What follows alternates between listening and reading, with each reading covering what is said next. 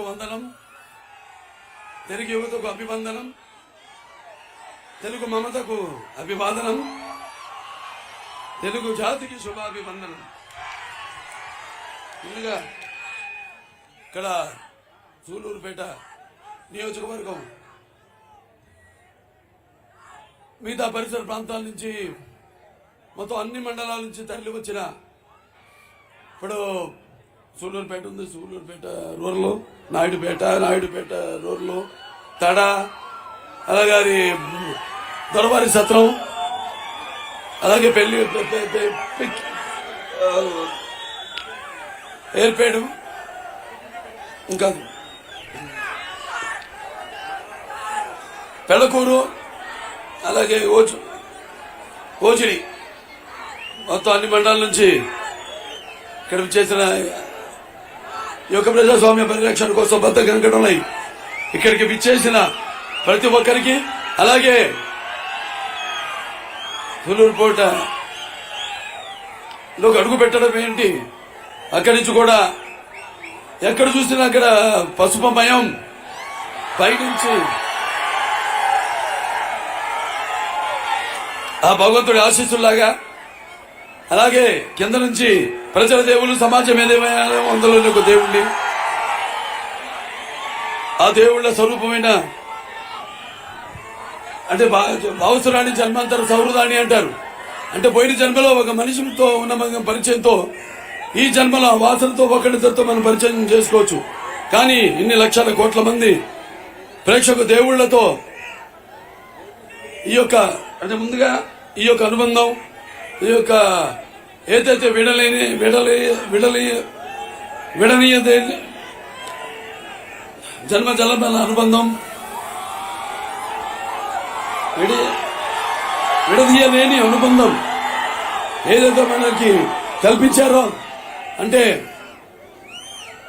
దానికి మరి ముందుగా నాకు ఇంత ధన్యమైన జన్మనిచ్చి నన్ను మీ అందరి గుండెల్లో ఆయన ప్రతిరూపంగా నిలిపినందుకు మరి యుగ పురుషుడు, విశ్వవిఖ్యాత నట సార్వభౌమ, విశ్వానికి నట విశ్వరూపం ఎలా ఉంటుందో చూపించిన కారణ జన్ముడు, మా నాన్నగారు, గురువు, దైవం ఆయన నందమూరి తారక రామారావు గారికి ఆయన స్మరించుకుంటూ, అలాగే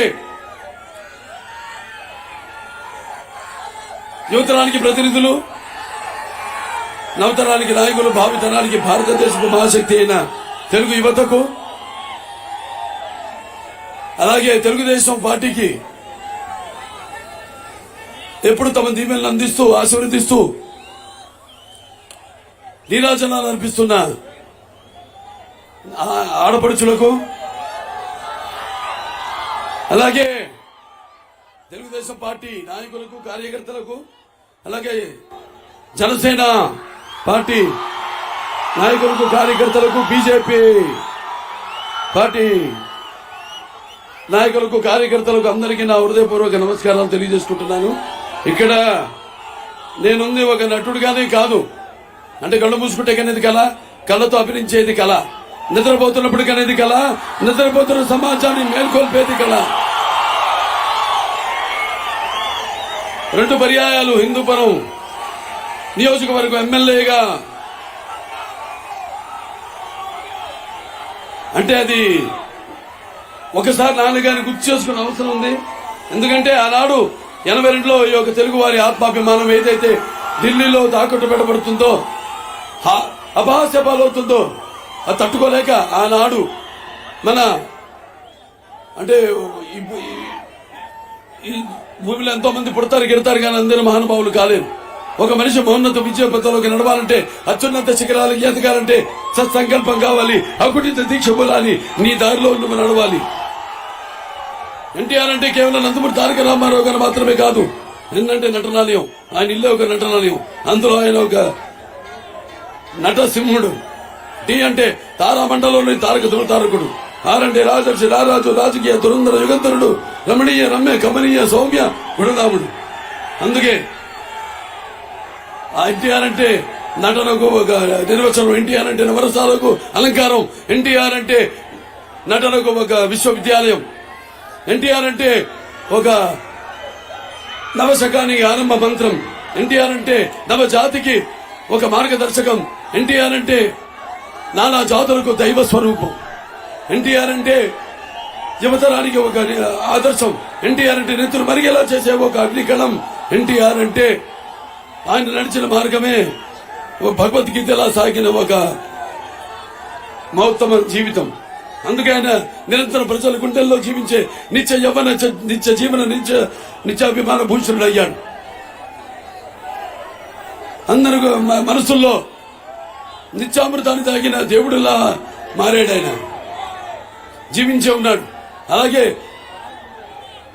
అసలు మరణం లేని చిరస్మరణమైన మౌన్నతమైన జీవితం పొందాడు ఆయన. అలాగే ఎవరికి దక్కని ఒక మహత్తరమైన మౌన్నతమైన జన్మను పొందాడు ఆయన. ఆయనకి మరణం ఏది? ఆయన నిరంతరం వెలిగే ఒక మహోత్తమైన మహనీయుడైన ఒక అవతార పురుషుడు కారణ జన్ముడు నందమూరి తారక రామారావు గారు. మరి ఆనాడు తెలుగుదేశం పార్టీ ఆవిర్భావం నుంచి కొంచెం మనం గుర్తు చేసుకోవాల్సిన అవసరం ఉంది. ఎందుకంటే ఈనాడు మన రాష్ట్రం ఆ పరిస్థితులు ఉంది కాబట్టి.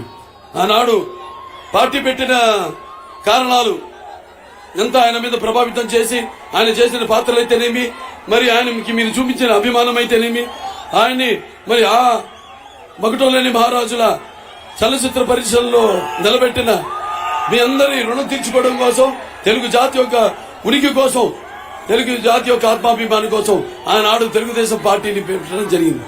తెలుగుదేశం పుట్టింది కార్మికుడి చెమటల్లో నుంచి, శ్రామికుడి కలిగిన కండరాల్లో నుంచి, రైతు కూలీల రక్తంలో నుంచి, నిరుపేదల కంటిలో నుంచి, కష్టజీవుల కంటి మంటల్లో నుంచి, అన్నార్థుల ఆక్రందనలో నుంచి పుట్టింది ఆనాడు తెలుగుదేశం.